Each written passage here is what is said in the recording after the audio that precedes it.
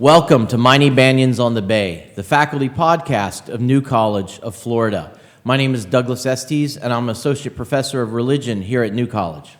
I'm Professor David Allen Harvey, Professor of History, and we are fortunate to have with us my colleague in history, Dr. Carrie Benish. Welcome, Carrie. Thank you. Happy to be here. So tell us a little bit about the research that you work with in the area that you're involved in. Well, I am a historian of medieval and Renaissance Italy, which in New College terms means I do pretty much all of pre-modern history, generally of Western Europe, up till about 1650. But my specialty is really in the 1250 to 1500 period. Okay, great. And is it primarily Italy, or is it just... It is primarily Italy, although in the last 10 years or so, I've been branching out more into the history of the Mediterranean, and in particular, how merchants of the Italian peninsula had connections and cultural exchange all over the Mediterranean, which includes the Middle East, it includes the Black Sea, it includes Western Africa, and that's been particularly true with my most recent research project. So tell us a little bit about that project, the La Sfera, and this collaborative digital work that you're working on. It sounds fascinating. Thank you. It all actually started during the COVID lockdown. I had just finished 2 books on medieval Genoa. I was taking a little bit of a break, thinking about what I was going to do next. And a colleague and friend, Laura Morreale, was casting around on Twitter with some friends of hers about how we could reclaim some of the collegiality that had been lost by all of the canceled conferences and all of the canceled kind of in-person events on the professional calendar. And she said, well, she had been experimenting with crowdsourced projects, with kind of volunteer digital projects on the web. And she said, well, look, let's have a contest, and let's get a bunch of medievalists together, and let's transcribe some manuscripts. And we can do it, we can put people in teams and make them competitive. And someone suggested to her this relatively little-known text called La Sfera, which was written by a Florentine merchant called Gregorio Dati sometime in the 1425-1435 period. Dati was a fairly well-known figure. He held a number of political posts in Florence in this time period. So this is the period right at the rise of the Medici. The Medici were not really in control of Florence at this point, but they were certainly around, and they were a dominant influence. And Gregorio Dati had really built up a career for himself as a merchant in the Western Mediterranean. He had a lot to do with the Spanish peninsula, Valencia, and areas like that, and trading sort of all around the Western Mediterranean. He had a kind of a really interesting life, which we know a lot about from. He left behind both a kind of a journal called The Secret Book and also a Chronicle of Florence. So he's well known for those things. And in the journal, we learned that he was shipwrecked. His ship that he was on was attacked by pirates. He had a very, very big family. He had 5 wives, and I think it's 26 children, a lot of whom died, as they did back then. And so we really know a lot about him, but this particular work was very, very little known. It had been occasionally ascribed to his brother, and nobody had really paid a lot of attention to it. There had been a single 1865 edition. So it was published in a modern edition, but not a good one, and nobody ever really looked at it. The other thing about La Sfera, though, as it turned out, was that there are a bunch of manuscripts around, but a lot of those manuscripts are illustrated. So the book, let me just give you a quick review. So it's actually written in verse. It's a poem that takes up about 25 pages in a modern edition. So it's pretty short, and it's divided into 4 books. So book 1, it sort of starts with the cosmos and narrows down. So it starts with cosmology, astronomy, what the universe is made of, and then it narrows down to the natural phenomena that we associate with the Earth, and sometimes the stars. So like he talks about eclipses, he talks about tides, and various other winds, natural phenomena. He then talks about the specifics of Mediterranean travel. So, like, what do you need to know? Maybe you're a merchant, you're not the one in charge of the boat, but you probably ought to know something about how compasses work and how sails work. And so that's book 3. And then by the time we get to book 4 is basically an itinerary of the Mediterranean, particularly the southern Mediterranean, that starts in West Africa and goes all the way to the Black Sea. So book 4 has often been described as a verbal Portolan chart, that sort of like a verbal way of echoing the nautical charts that were beginning to be very common in the Mediterranean in this time period. So this is both a theoretical work and kind of a practical guide for Very much. a merchant in the medieval Mediterranean. Right, but that's one of the things that we really became interested in when we started looking into it was this a kind of a Lonely Planet guide, like something that people would take with them on trips? Or was it more of a reference book? Was it more, it had actually often, in the little scholarship that had been done on it, it had often been described as a school book, like something that schoolboys would be given to memorize. The problem with that is that a lot of these manuscripts are very, very fancy. You don't give a schoolboy something that's highly illuminated, that somebody has spent lots and lots of money having painting and gold attached to.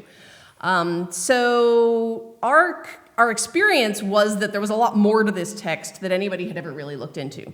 The other thing about it was that there are now, so far we have found about 168 manuscripts of this thing, which is a lot. That's more, for example, than manuscripts of Boccaccio's Decameron. Right. And nobody had ever really looked at all of them all together.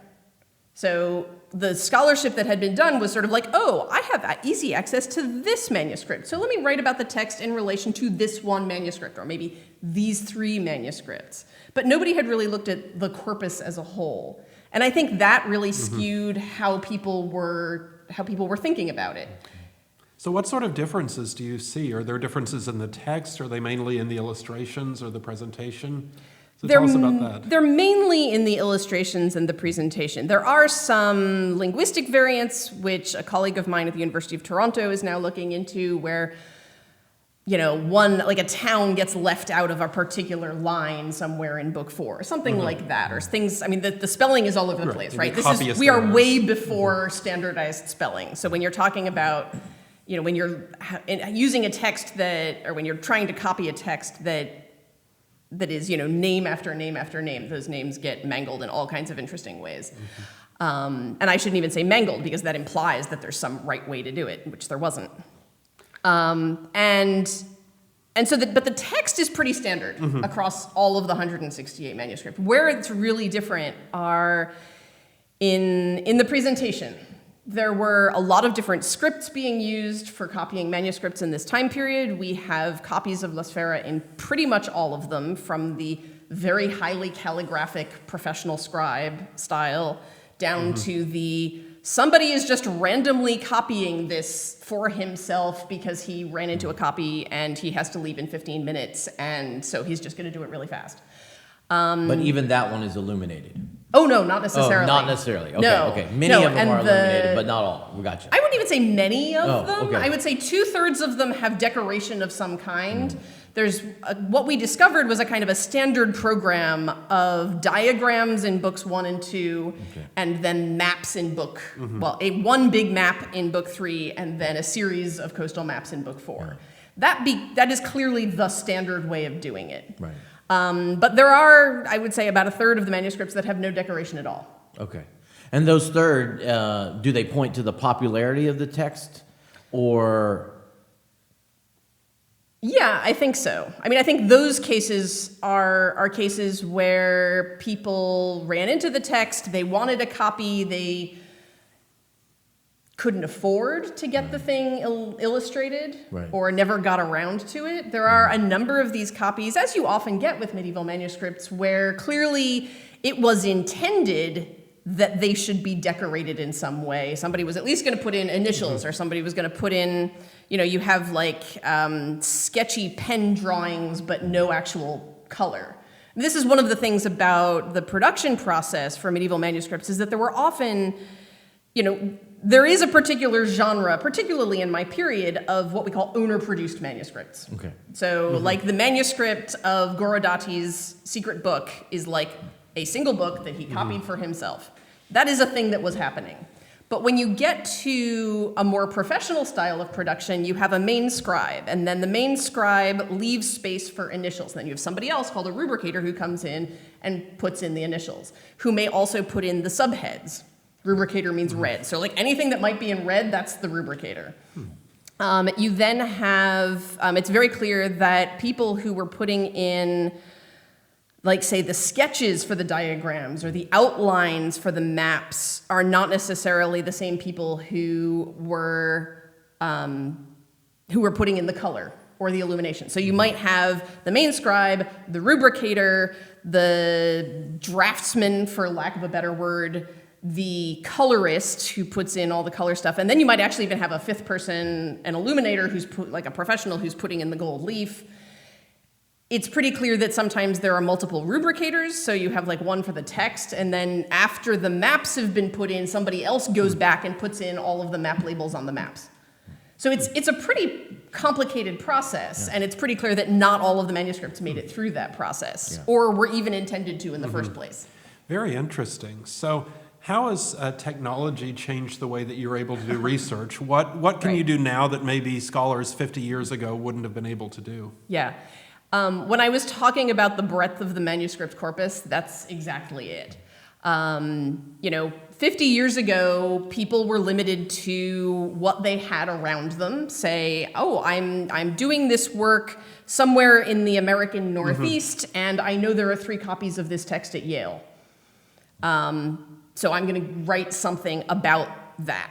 But with digitization, with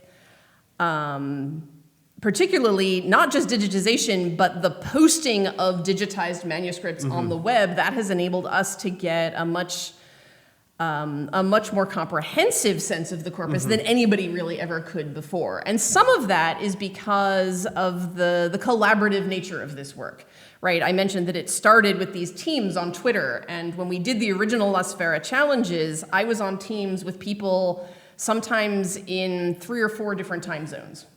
And we would meet up on Zoom, and we would track the work that we were doing through Google Docs, and we would collaborate on blog posts, and all of this could be done in the digital sphere. So the work can be done digitally in a way that didn't used to be possible. The other thing, of course, is the availability of these manuscripts.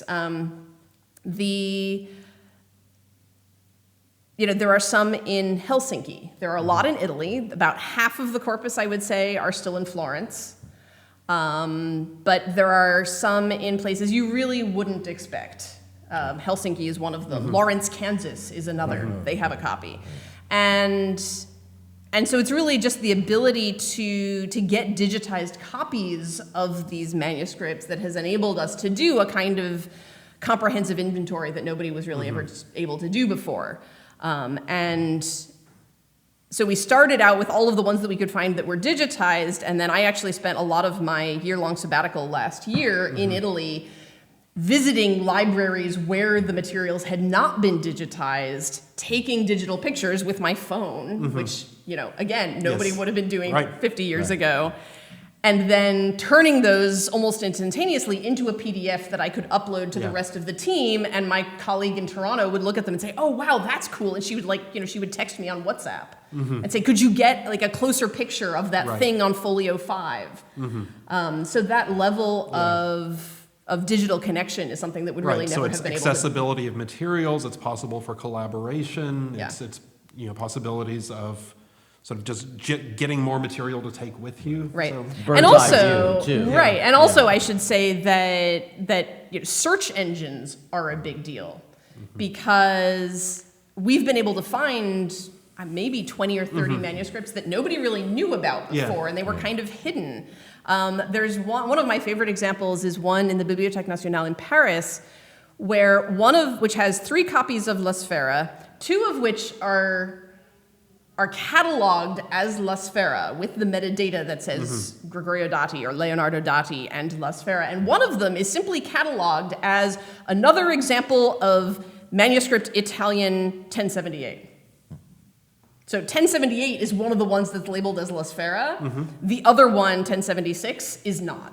It's just another example of 1078. And it's really only through pretty careful keyword searching, link following that we were able to find this one, which is in fact digitized, but it doesn't have the surrounding metadata to be able to find it. Right. There was another case where I ended up finding photographs of, so one of the most impressive maps in the corpus is a map of the Middle East, with East at the top, as was pretty typical in the Middle Ages, and it goes basically from the Black Sea and the Caspian Sea on the left all the way to the Red Sea and the Persian Gulf on the right, with sort of the edge of the Mediterranean at the bottom of the page. And this thing that I found was photographs in the National Library of Poland of this map in an otherwise unknown copy of La Sfera. It didn't match up with any of the 167 other ones that we knew. And the Polish library doesn't have the original manuscript. These are photographs that were left over from some sort of exhibit that was done in the 1930s about, early maps of the world. And we don't really know much about the exhibit, and we don't really know anything about the manuscripts that they had photographs of. It's just vanished into the ether, but somehow using, random keyword searches, I was able to track down these photographs in the National Library in Krakow. Very good. So shifting gears a little bit, talk to us a little bit about how your scholarship informs your teaching. One of the distinctive aspects of New College is that we have faculty who are active scholars and also are full-time teachers of undergraduates. So our students have the opportunity to learn from leading scholars in the field. Tell us a little bit about your teaching and how you bring in sort of your own scholarly interests to the classroom. Sure. So I would say there's actually two aspects to this. One is that the work that I've been doing on La Sfera got me really into this notion of what did people in the 14th and 15th centuries know about the rest of the world, and how did they interact with it. They actually were familiar with, on a regular basis, much more of the Mediterranean than I had really ever understood before. These maps of West Africa in the 1420s are very detailed. They have the Canary Islands, they have cities, they have rivers, likewise the same thing about the Black Sea. And so I had known some of that, particularly about the Black Sea, from the previous work I had done on Genoa, but that got me really interested in how did people think about the world in the 15th century. And so that inspired me to rebrand my survey of Europe from 1350 to 1650, the early modern survey, as an experience with maps, like with a map theme. And so I actually ended up calling it the early modern world in maps. And so we talked a lot about maps as heuristic devices, as tools, as infographics, but also about, here are all of these maps from this time period. What does comparing a map made in 1350 with a map made in 1650, what does that tell you about the world? Well, it tells you a lot, because the map made in 1650 looks a lot like the Mercator projection that we're all familiar with today, whereas the map in 1350 is basically just a map of the Mediterranean. So it's inspired me to change up my classes and how I teach in some ways. But the other thing that's been really fun is that I've been able to incorporate my students into the research project. So the research project, like I said, it began with these two kind of collaborative events on Twitter. We did a number of other kind of pop-up events, and then we ended up getting a big collaborative NEH grant. So we've gotten 2 year-long NEH grants, which something like $200,000. And I have colleagues at 3 or 4 different institutions that are all involved in that. And we're thinking about applying for some other ones at the moment. But one of the things that's been really fun about this is that we've really kept that crowdsourced aspect to the project all along. So it's always been very welcoming, very open to anyone who's interested in participating, and anytime we kind of need data entry or we need people to do stuff, we put out a call on social media, or some of my colleagues and I actually take it to our students. So I've done projects with the La Sfera data, thinking about data input, about data analysis with a number of my classes, including the World in Maps class, but also a couple of the others. I teach a medieval urbanism class that we did a kind of a La Sfera project or unit on, where I introduced the project, I introduced some of my collaborators, and the students actually got the opportunity to be like, okay, here, have some manuscripts, do some data entry, see what it is that we do. And they respond really well to that. And I will probably continue to do that, but actually at the moment I've almost moved on to the next step, where this semester I have 8 students working as RAs for me on visual features of the maps. Like, here, you take the Red Sea, go and look through all of the maps, look how the Red Sea is depicted, see if you can see any connections. Are there, so there's a pointy Red Sea, there's a Red Sea that looks more like a hand, and we're trying to put together groups of maps that might be related. And so the students really seem into it. Also on the topic of pedagogy, you do something really interesting in the classroom, which is incorporating some of these reacting to the past exercises. Tell us a little bit about that and what you think students get from them. Okay, that's totally different. So that's a pedagogy that was invented by a professor at Barnard, so in a liberal arts context, maybe 40 years ago now. And it's a pedagogy that uses role-playing practices, kind of like you get with D&D, Dungeons and Dragons, or LARPing, live-action role-playing, to put students into historical situations, give them historically accurate materials to work with, and present historical problems to them. And see what happens. And sometimes what happens is exactly what happened in real life, and we can talk about why that is. And sometimes what happens is totally different from what happened in real life, and we can talk about why that happened too. So I incorporate some of these games in a bunch of different classes. So for example, I teach a Black Death class, and there's a really fun short Black Death game about, here, you are all the town council of Norwich in England, and you have heard that the plague is coming. What do you do? Right. How do you cope? Unusual to hear the words fun, game, and Black Death. And Black Death. Yeah. You'd be surprised. There's actually a lot of them out there. There's one called Black Death. There's a card game called Pandemic. There's actually it's a subgenre. Yeah, sure. It's a niche. But I also have this class called Role Playing the Renaissance, where my students, it's basically a game-based class, where it's not like I have a regular class and I'm just incorporating a game in this little section, but rather the whole class is based on these games. Right. So the one that I was teaching last semester started off with the 1492 Papal Conclave, the election of Rodrigo Borgia as Alexander VI. We then moved on to the Reformation in Augsburg in 1530. Again, sort of, you are the town council of Augsburg. What do you do about all of these ideas about church reform that are swirling? Who are you going to ally yourself with? What are you going to do? And I think the game does a really good job of showing the students how, say, religious decisions have political repercussions, or vice versa. Yeah. Or, if you ban the eating of sausages in Lent, you are going to make the sausage makers really annoyed. Or if you allow it, you're going to make the sausage makers really happy. So I think it's really good for showing students the interconnectedness of history. And then we finished off that particular class with Henry VIII's Great Matter. What do we do about Catherine of Aragon and Anne Boleyn?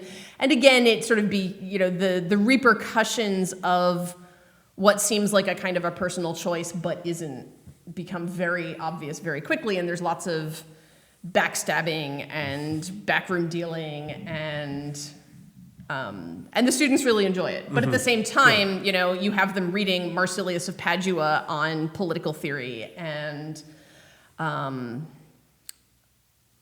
a whole bunch of other kind of contemporary sources, because you basically say, like, look, if you're going to convince Parliament to do this thing that you want, you need to convince them.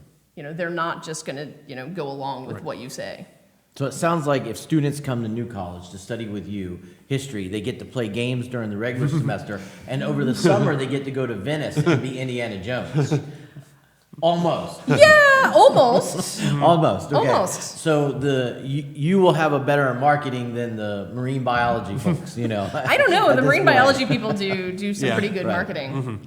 On the other hand, the whole come to New College and you can swim with dolphins and then go to Venice and play Indiana Jones there you go. is a pretty good sell. There you go. Yeah, we need to put you in charge of marketing. That's exciting stuff. So another of the many hats you wear at New College is co-chair of the Medieval Renaissance Conference, which brings leading scholars from around the world to New College every 2 years on medieval and Renaissance studies. So talk a little bit about that and what you see that as sort of enriching our campus and giving students exposure to another facet of the academic life. Sure, yeah. So the New College Conference on Medieval and Renaissance Studies, that's newcollegeconference.org, you can look it up, was founded in about 1976, I think, by my predecessor in this job, a man called Lee Snyder.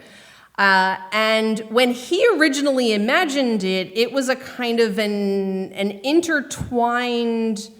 He was really interested in combining the sort of the fun aspects of medieval, medievalism and pop culture with serious academic work. And so it was kind of like a Renaissance fair meets academic conference. And then both of those things got actually quite popular and too big to deal with, and so they split them off. The Renaissance Fair aspect became what is now still running as the Sarasota Medieval Fair, and the conference stayed as the conference, which we host every 2 years.